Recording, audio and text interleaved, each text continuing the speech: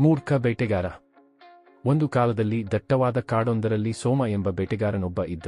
ಅವನಿಗೆ ಬೇಟೆಯಾಡುವುದರಲ್ಲಿ ತುಂಬಾ ಆಸಕ್ತಿ ಇತ್ತಾದರೂ ಅವನ ಬುದ್ಧಿಯ ಕೊರತೆಯಿಂದಾಗಿ ಊರಿನವರು ಅವನನ್ನು ಮೂರ್ಖ ಬೇಟೆಗಾರ ಎಂದೇ ಕರೆಯುತ್ತಿದ್ದರು. ಸೋಮನಿಗೆ ತಾನೊಬ್ಬ ಶ್ರೇಷ್ಠ ಬೇಟೆಗಾರನೆಂದು ಸಾಬೀತುಪಡಿಸುವ ಹಂಬಲವಿತ್ತು. ಆದರೆ ಅವನ ಪ್ರತಿಯೊಂದು ಪ್ರಯತ್ನವೂ ಹಾಸ್ಯಾಸ್ಪದವಾಗಿ ಕೊನೆಗೊಳ್ಳುತ್ತಿತ್ತು. ಒಂದು ದಿನ ಸೋಮ ಕಾಡಿನಲ್ಲಿ ದೊಡ್ಡ ಜಿಂಕೆಯೊಂದನ್ನು ಬೇಟೆಯಾಡಲು ತೀರ್ಮಾನಿಸಿದ.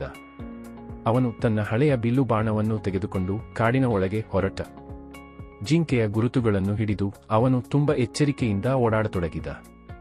ಆದರೆ ಗಾಳಿಯ ದಿಕ್ಕನ್ನು ಗಮನಿಸದೆ ತನ್ನ ವಾಸನೆಯಿಂದ ಜಿಂಕೆಯೇ ಎಚ್ಚರಗೊಂಡು ಓಡಿಹೋಗಿತು. ಸೋಮ ನಿರಾಶೆಯಿಂದ ಕುಳಿತು ಈ ಜಿಂಕೆಗಳು ಯಾಕೆ ಇಷ್ಟು ಚತುರವಾಗಿವೆ ಎಂದು ಗೊಣಗಿದ. ಮತ್ತೊಂದು ದಿನ ಸೋಮನಿಗೆ ಕಾಡಿನಲ್ಲಿ ಕಾಣಿಸಿದ ಕಾಡುಕೋಳಿಯನ್ನು ಹಿಡಿಯುವ ಯೋಚನೆ ಬಂತು. ಅವನು ಒಂದು ಬಲೆಯನ್ನು ಸಿದ್ಧಪಡಿಸಿ ಕಾಡುಕೋಳಿಯನ್ನು ಆಕರ್ಷಿಸಲು ಧಾನ್ಯಗಳನ್ನು ಚೆಲ್ಲಿದ. ಆದರೆ ತನ್ನ ಉತ್ಸಾಹದಲ್ಲಿ ಬಲೆಯನ್ನು ಸರಿಯಾಗಿ ಜೋಡಿಸದೆ ಸ್ವತಃ ಸೋಮನೆ ಬಲೆಯಲ್ಲಿ ಸಿಕ್ಕಿಬಿದ್ದ. ಕಾಡುಕೋಳಿ ಕಕ್ಕಾಬಿಕ್ಕಿಯಾಗಿ ನಗುತ್ತಲೇ ಓಡಿಹೋಗಿತು. ಊರಿನವರು ಈ ಕಥೆಯನ್ನು ಕೇಳಿ ಸೋಮನಿಗೆ ಬೇಟೆಯಾಡುವ ಬದಲು ಮೊದಲು ಬುದ್ಧಿಯನ್ನು ಬೆಳೆಸಿಕೊಳ್ಳಲು ಕಲಿಯಬೇಕು ಎಂದು ನಗುತ್ತಿದ್ದರು. ಒಮ್ಮೆ ಸೋಮನಿಗೆ ತನ್ನ ಮೂರ್ಖತನದಿಂದ ಬೇಸತ್ತು ಒಬ್ಬ ಬುದ್ಧಿವಂತ ಬೇಟೆಗಾರನಾದ ಗುರುನಾಥನ ಬಳಿ ಸಲಹೆ ಕೇಳಲು ಹೋದ. ಗುರುನಾಥ, ಸೋಮ, ಬೇಟೆಯಾಡುವುದಕ್ಕಿಂತ ಮುಂಚೆ ಕಾಡಿನ ಸ್ವಭಾವವನ್ನು ಅರ್ಥಮಾಡಿಕೋ. ಗಾಳಿಯ ದಿಕ್ಕು, ಪ್ರಾಣಿಗಳ ಚಲನೆ ಮತ್ತು ಸಮಯದ ಮಹತ್ವವನ್ನು ಕಲಿತುಕೋ.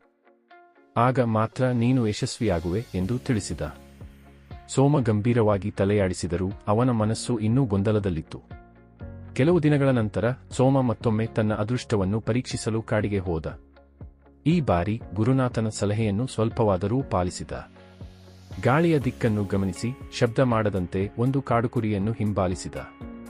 ಆದರೆ ಕೊನೆಯ ಕ್ಷಣದಲ್ಲಿ ತನ್ನ ಬಿಲ್ಲನ್ನು ಸರಿಯಾಗಿ ಎಳೆಯದೆ ಬಾಣವು ಕುರಿಯ ಬದಲು ಮರದ ಕೊಂಬೆಗೆ ತಾಗಿತು. ಕುರಿ ಓಡಿ ಹೋಗಿತು ಮತ್ತು ಸೋಮನ ಯತ್ನ ಮತ್ತೊಮ್ಮೆ ವಿಫಲವಾಯಿತು. ಆದರೆ ಈ ಸೋಲಿನಿಂದ ಸೋಮ ಕಲಿತ.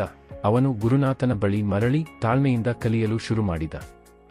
ಕಾಲಾಂತರದಲ್ಲಿ ಸೋಮನ ಮೂರ್ಖತನದ ಕಥೆಗಳು ಕಡಿಮೆಯಾಗಿ ಅವನು ನಿಜವಾದ ಬೇಟೆಗಾರನಾಗಿ ಮಾರ್ಪಟ್ಟ. ಊರಿನವರು ಅವನನ್ನು ಮೂರ್ಖ ಬೇಟೆಗಾರ ಎಂದು ಕರೆಯುವುದನ್ನು ನಿಲ್ಲಿಸಿ ತಾಳ್ಮೆಯ ಬೇಟೆಗಾರ ಎಂದು ಕರೆಯತೊಡಗಿದರು.